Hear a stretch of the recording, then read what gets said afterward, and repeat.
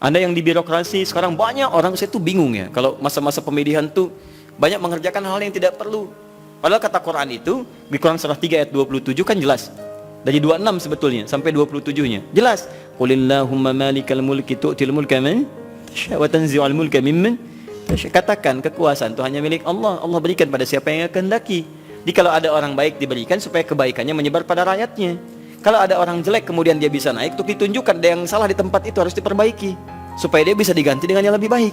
Itu maksudnya. Tapi kekuasaan itu Allah yang tetapkan. Makanya orang-orang yang pandai itu dia akan mendekati Allah. Dia akan memohon supaya diberikan petunjuk. Kalau diberikan, dia lakukan hal-hal yang baik.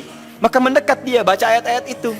Sebetulnya kepala-kepala yang calon pilkada, calon pemimpin dan sebagainya, calon kepala daerah dari mulai yang ringan sampai yang besar, kalau dia paham tentang ayat itu, dia bangun malam, dia minta petunjuk kepada Allah.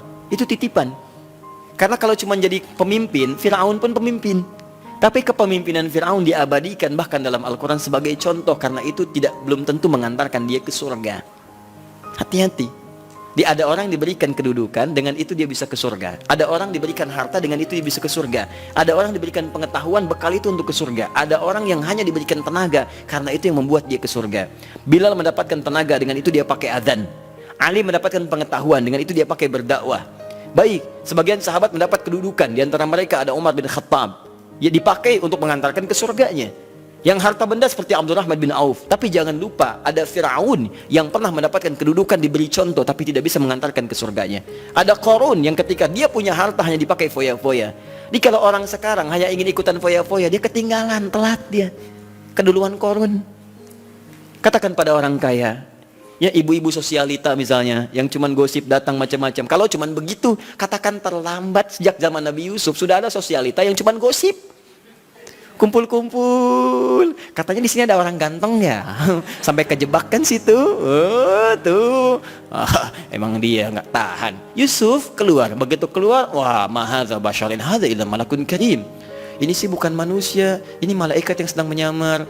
Ganteng-ganteng Nabi. Oh, orang sekarang ganteng-ganteng serigala. Digosipin lagi. Tuh, udah ada kasusnya banyak. Jadi untuk apa kalau cuma kumpul-kumpul nggak ada kerjaan, harta dibanggakan? Cari ayatnya. Begitu Anda dihadapkan pada suasana itu, baca. Malamnya bangun, sujudnya lamakan, sholatnya pilih yang sesuai. Pertama syarat pemimpin, amanah. Pilihlah yang amanah. Amanah kepada Allah, amanah di rumah tangga, amanah kepada anak, amanah kepada istrinya. Pasang telinga, pasang mata, pasang hati. Inna sam'a pendengaran, wal basar penglihatan, wal fuad hati dan pikiran. Kullu ulaika kana anhu mas'ula. Jangan kau pilih hanya karena sesuku, jangan kau pilih hanya karena sekampung, jangan kau pilih hanya karena separtai, tapi gunakan.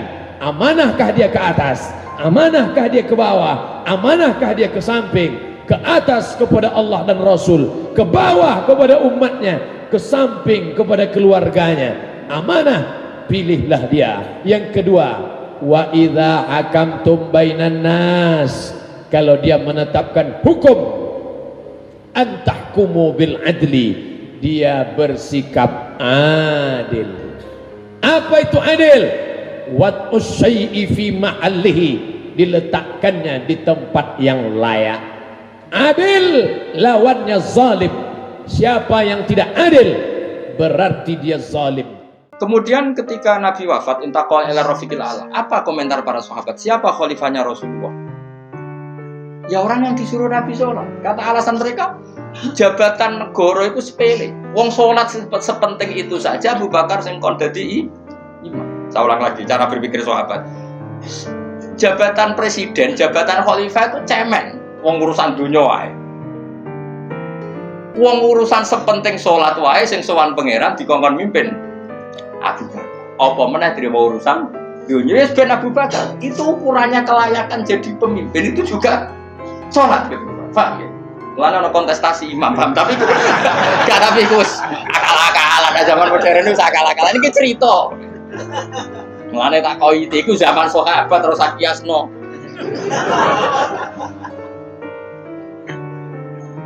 Tetapi sampean pernah dengar toh ketika sahabat milih Abu Bakar alasannya apa? Karena Abu Bakar ditunjuk ngimami sholat. Terus pikiran mereka sholat sepenting itu saja oleh Rasulullah diridakno dipimpin Abu Bakar. Ya sudah Khalifah Abu Bakar. Kayak apa urgensinya sholat sampai semuanya rujukan. Terus Nabi juga ngendikan, "Somben jong kowe nek masak amal liyane ora pati dihisab. Pertama dihisab itu sholat, terus sholat Allah muslihane lagi-lagi sholat yang dipuji." Tapi sekarang orang Islam modern itu koyo LSM. Jadi pikirannya itu gimana supaya orang kaum marginal itu sing ndi ora roh. Supaya ke tengah. Berarti koyo pemain bal, rumus-rumusnya kok pemain bal. Orang yang termarginalkan supaya di tengah. Orang-orang miskin itu bisa dibasmi. Oleh basmi piye malaikat Mikail ora kepen rezekine ngentekno. Jadi wis gak pikir sampai wong melarat ora salat luwih dibela timbang wong makan salat. Mergo wong makan salat jenenge berjuwis. Nek wong ora salat tapi melarat iku kaum pinggiran. LSM seringane bela kaum pinggiran. Padahal iso wae Allah ngukum wong ora salat rezekine angel.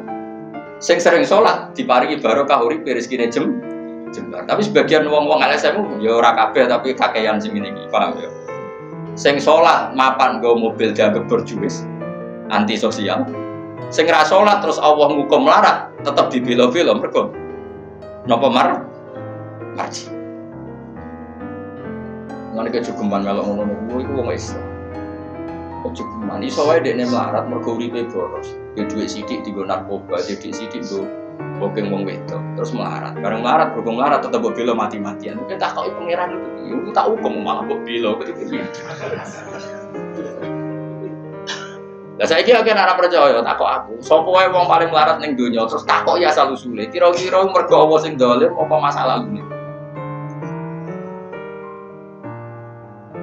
Wong merantau sing ning dalan-dalan rata-rata ya ana mutune. Melarat ning desa isin tukaran mbek Pakde Pali terus mutung anti silaturahim minggat sementing rawuh dulur. Lho padahal ngendikane Kanjeng Nabi paling cepet dadekno sumpeke rezeki adalah qatur. Wong lunane wae niate ngadui dulur. Iku jenenge apa qatur. Terus dihukum mbek pangeran merantau kangelan. Tapi saya tidak nuduh semua orang seperti itu.